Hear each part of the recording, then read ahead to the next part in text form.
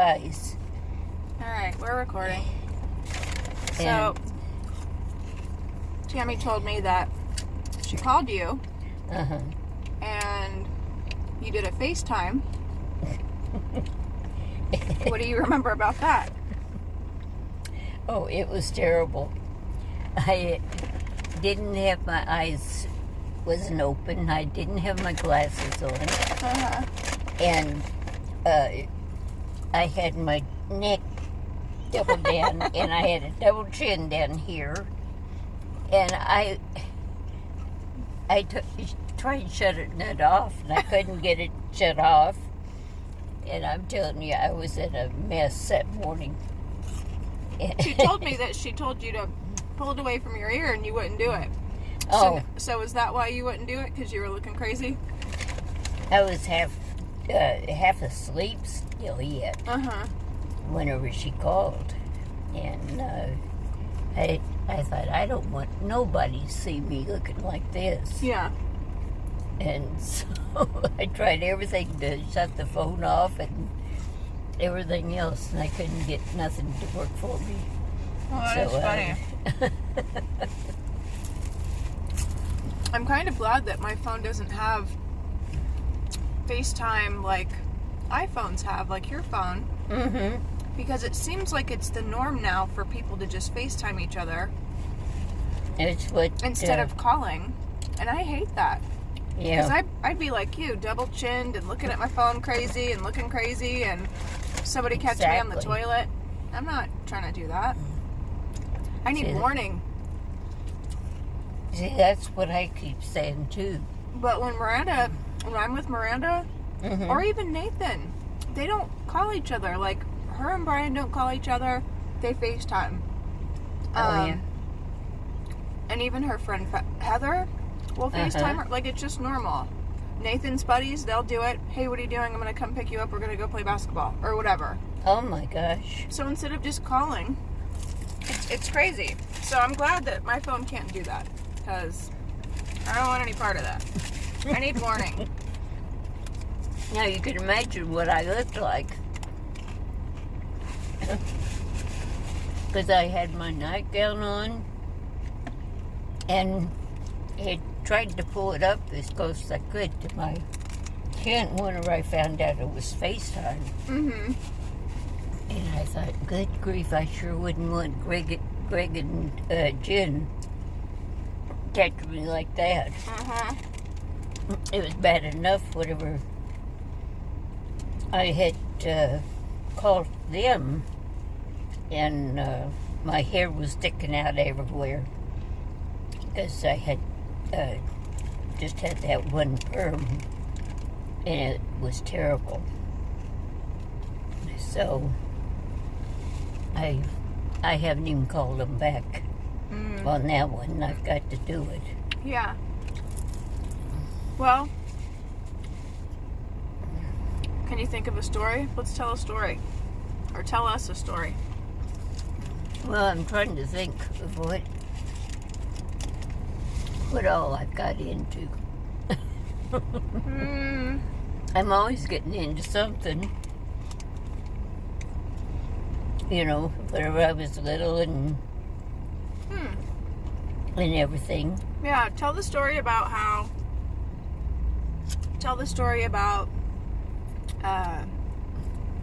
hiding in the closet. Oh, okay. What's that? I don't know if I know that story. Do you know it? I don't think so. Well, when we was staying with Robert's mama and Lil and John, which was their sister, her sister, my grandmother's sister, and her husband, and everything. And Granny and Grandpa Wade was due to come back home, back there to pick us up and bring us back to California. Well, the night that they was supposed to show up, they couldn't, a terrible thunderstorm. And of course I got scared of the thunder rolling and we was on the bottom floor. There was upstairs too to that house, and little grandma, she had taken and put a cloth of some kind up where the door was pulled back, and so that was her closet to keep her dresses hanging up. Well, I got scared, and I thought, what am I going to do? I can't let Granny and try to keep me calm and everything. Because I was only 4, I guess about 4 years old. And the thunderstorms just scared me to death whenever I was little. So I proceed to get in behind little grandma's clothes, back against the door face, and stayed hid back there. That's really sad. So did they show up to get you? Well, they came later than what they thought they was going to be doing. And so I got hid from everybody back in this little closet. But before that, I had gotten in this, like a little L shape between Grandma's dresser and the rocking chair, and somebody was sitting in the rocking chair. So that made a cover, and I crawled in the between this V back there, and stayed hid down close to the floor and in the dresser. And if anybody said, "Where's Joanne?" or anything, I never made a sound. And I done that for probably 2.5, 3 hours, and never let anybody know I was back there in that corner. Well, what the heck? Because I knew that Granny and Grandpa was going to be coming in anytime. And so I didn't want to see them. And anyway, because you knew that they would make you come out of the corner? Well, they thought they was going to. But they went out in the storm and everything else looking for me, trying to find me. Thought I had run out this door. What the heck? And so, well, I was just a little tiny thing, really. Well, then you had to speak up, right? Because everybody's panicking. And so Granny and Grandpa, I know they went out in the storm looking for me. Wow. Because they thought maybe I was hid behind some of the bushes or something out there.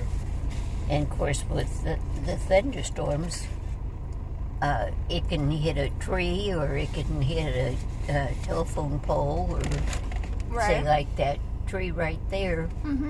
If it hit just right, it would just take that tree completely out. Yeah. Well, I wasn't out there either. No. I was in there in the V shape of the dresser. But I didn't want to see Granny and Grandpa.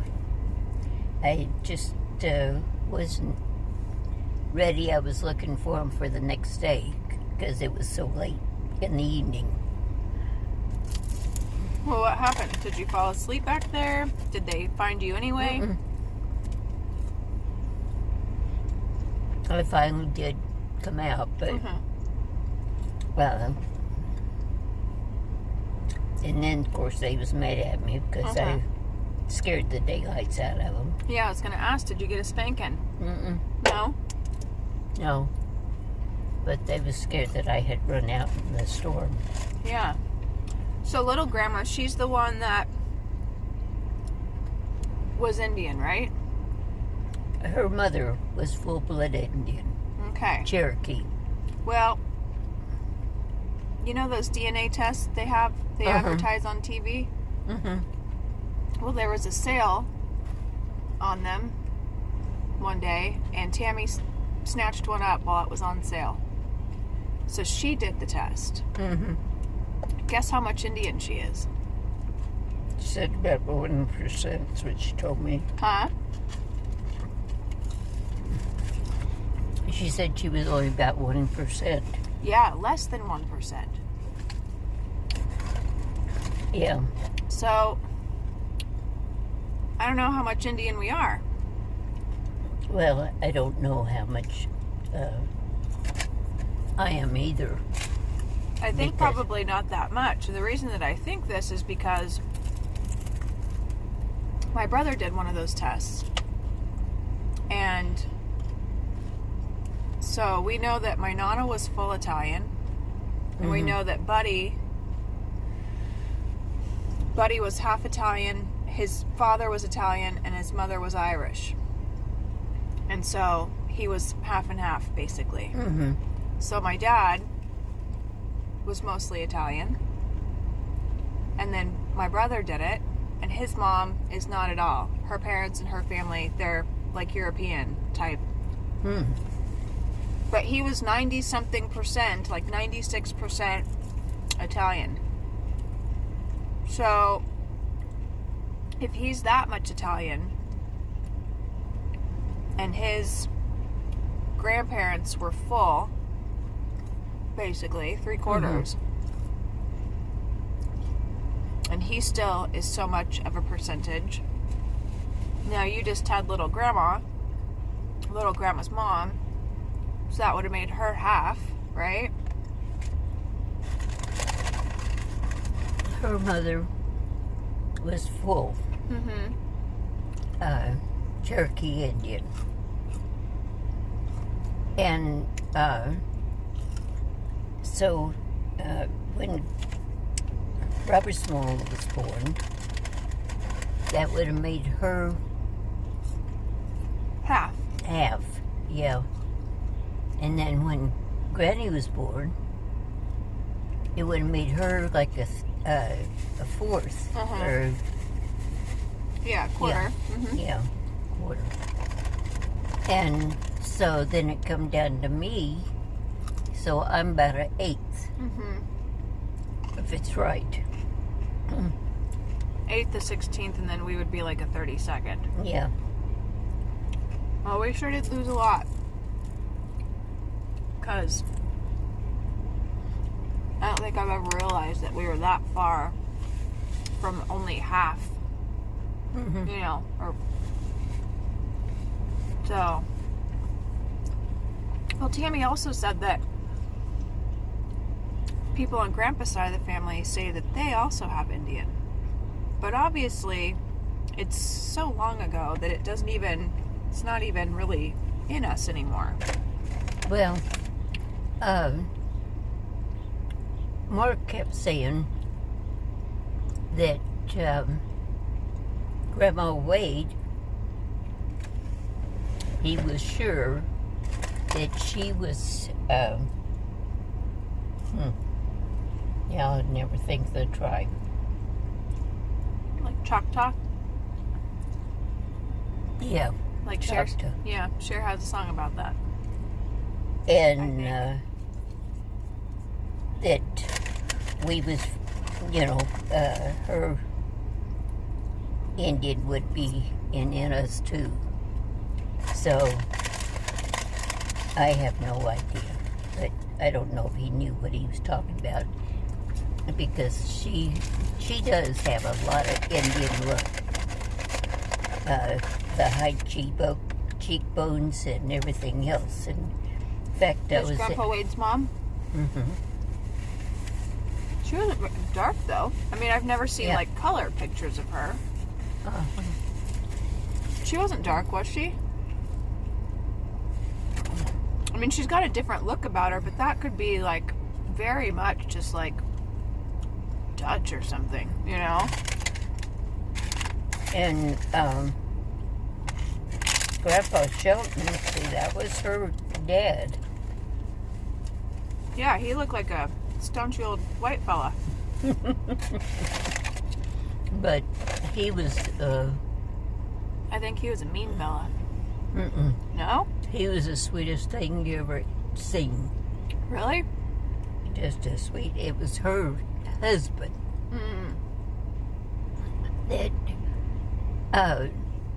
jumped all over Granny because we went into the store that he had. And I had to ask Granny about getting a popsicle, not a popsicle, but I don't know what I'm trying to say. Butterball, like a just penny candy. Mm-hmm. Yeah. And he said, "I'm not giving you a damn thing." Oh. Just like that. Wow. In front of Granny. She said, "I didn't plan on you giving her anything." She said, "I was going to pay for it." And she took and walked out the store through the pitties or whatever it was for that popsicle stick candy. And she grabbed up my hand and she said, "Let's go." And she never bought anything else from out of that store.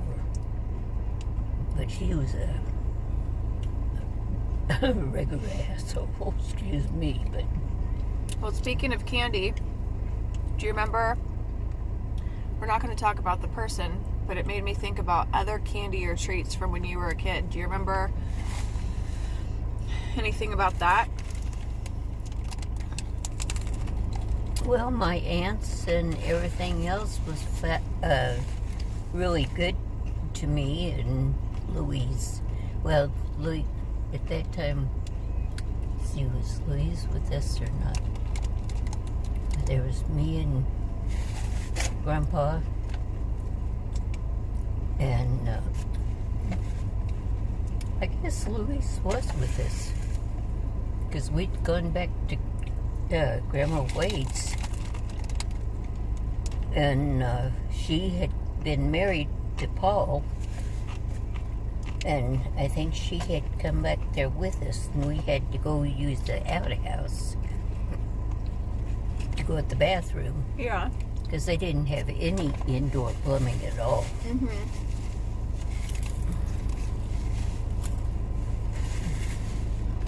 So Bernie would always go out there at night with me.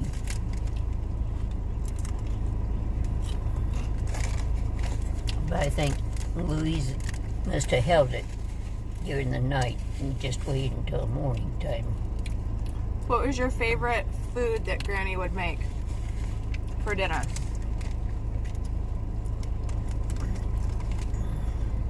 Well, when we'd go to Grandma Wade's, my dad's mom's, on the way down there, he would kill squirrels. And we had fresh squirrel. She would always cook it for dinner that night.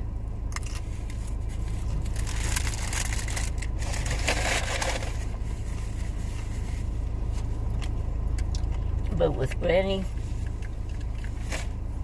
one of the things that she liked to cook was pork chops. Fried or in the oven? Oh, she would fry it. Uh-huh. And so we would have usually pork chops and mashed potatoes or something that would go with the squirrel or the whatever. Mm-hmm. Well, what does squirrel taste like? Chicken? A lot like chicken or rabbit. Okay. Is it a little bit gamey? I didn't think so. No. And Grandpa, of course, he killed the squirrels and he dressed them out and everything. I feel like you'd have to be a pretty good shot to actually kill a tiny, really fast animal. We would end up maybe with anywhere from 15 to 20 squirrel. What the heck? By the time we pulled off the main road to go on down to Grandma Waite's house, and he would get that many squirrel with his little pistol that he had. Wow. Mm-hmm. That is so funny. Yep, he was the crack shot. Yeah. You know, so we never had to worry about something to eat when we got there. Well, that is funny. Squirrel. Did Grandpa Scribner ever hunt squirrel? He may have, but I didn't associate him with killing squirrels. Yeah. Not like with my own dad. Right. Yeah, Grandpa mostly did like deer and quail and different stuff. Well, Grandpa Scribner, he was pretty sick because he had had a heart attack and everything when Grandpa and I got married. Mm-hmm. And so he wasn't able to get out and do a lot of stuff. So the boys would go and get wood in or pack it in to the garage area, you know, so that they would have wood for the fireplace or for the cast iron stove. Mm-hmm. And keep it warm during the winter time especially. And they lived around not too far from where Edna's house was in Escalon, Mm-hmm. which does get a little cooler than it does around here, I think, during the winter time. But they stayed bundled up, and you know, she would keep extra heavy blankets on or quilts on the beds. Mm-hmm. And everything for them to sleep under and stuff. But you know, like I say, they didn't get out to go any place except the grocery store, and that was just very little. Yeah. And they just stayed in that house during the winter time. And if Eddie was there, which he stayed with them, I know of one winter that he was there with them, that he would get out and bring in firewood from the almond trees that they'd trimmed up and everything out there. Because where they lived was right on an almond orchard. Mm-hmm. And so they would trim up the branches so they wouldn't get overloaded and everything. So they had plenty of firewood around to be able to pick up, and even Mark and Phil would get out there and pick up, you know, the limbs and stuff. And so they had plenty of wood, and we'd come up from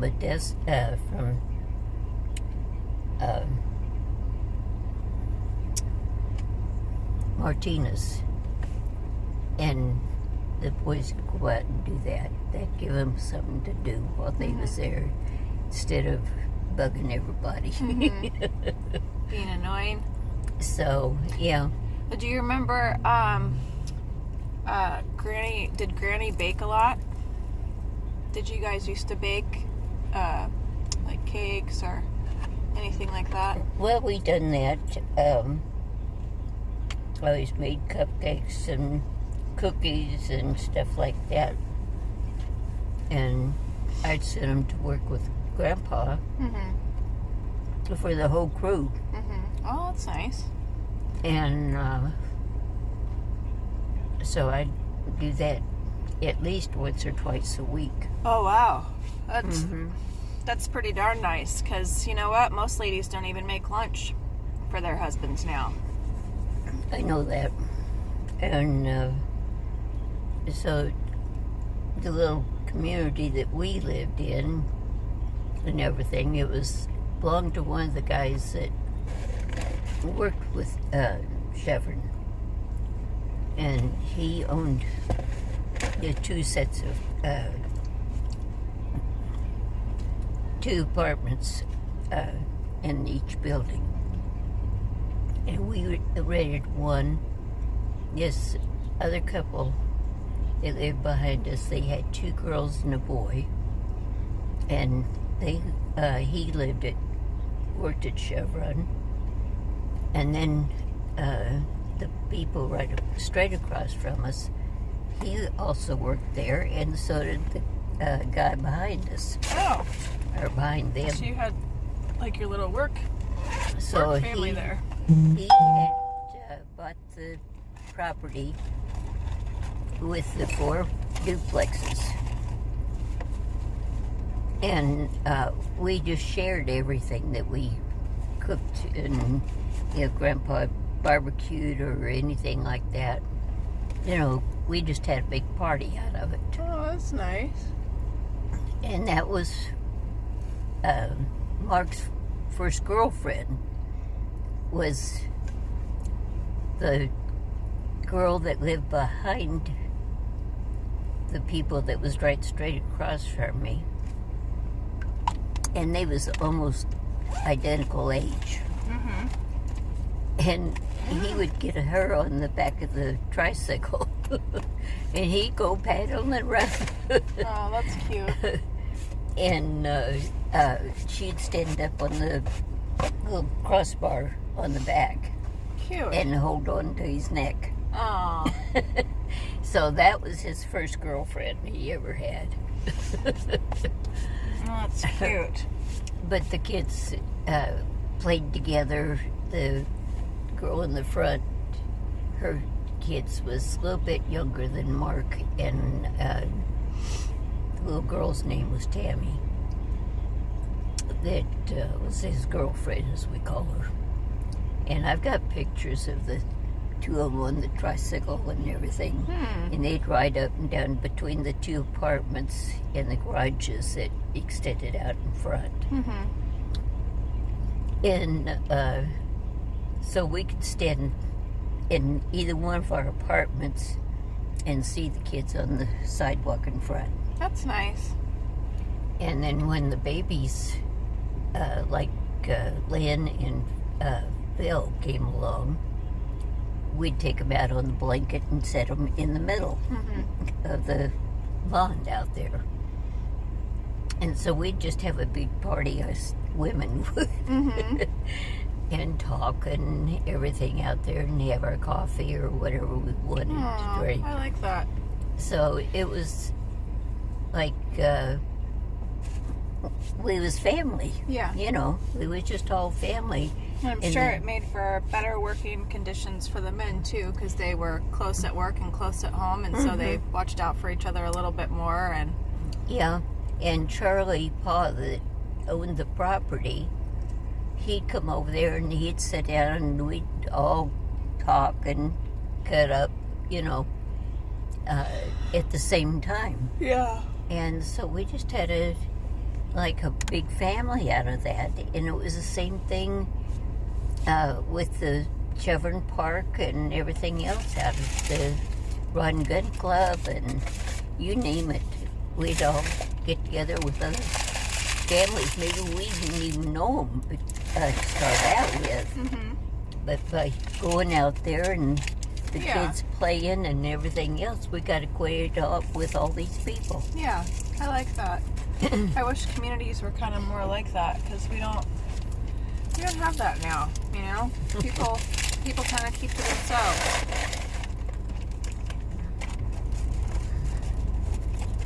Well, that place where we're at right now is a bunch of idiots. Yeah. And they don't, they just let the dogs bark, and they don't pay any attention to them. Nobody's ever come over and said hi to me. Now, Phil has met nearly everybody in the cul-de-sac, but they have never made an effort to even see me or whatever. Well, we'll get a wagon. I'll get a wagon and I'll put you in it, and then we'll parade you around so that you can wave and meet everyone. And even Phil, he's a jerk. Because when Grandpa was working and had to work the different shifts and all that, we made an effort to get involved with or get to know everybody that was around us. Right. And do you think even Ricky's wife has ever said hello to me? Forget it. And I could be right there on the porch, and she never speaks. Mm. And I'll say something about, gosh, now I can't even think of her name. The little girl. She's 3, almost 4 years old, I guess, now. And it's Abby, I think. That's what they call her. And Phil knows the little girl's name, and he even brought her over to the house so she wouldn't even come in the house. Mm-hmm. That little girl wouldn't. Okay. And well, I was sitting there in the chair. On that note, we got 30 minutes on this film here that we're making. So on that note, I say that we find out how to buy stink bombs, and then we just sit over and stink bomb their house. Sometimes I feel like. And maybe that young girl will say hi to you next time. She's a bus driver. She takes the kids back and forth to school. And she has never acknowledged or anything else, but from what I halfway gather, she just laughs and cuts up with Phil and everything else. And she's always carrying that little girl in and out of the house. Well, you ought to just start yelling hi at her until she... I have tried that. Okay, well, we're going to burn their house down. Problem solved. All right, you guys, we're going to go. Our food is in the back. We have food from Walmart in the back of the car. So I need to get it dropped off and her dropped off and go do my own food because we're probably, I don't know, our food's probably hotter than Hades back there. So it's been fun. It probably is. Say goodbye, Grandma. Bye-bye, Bye. everybody. Bye, everybody.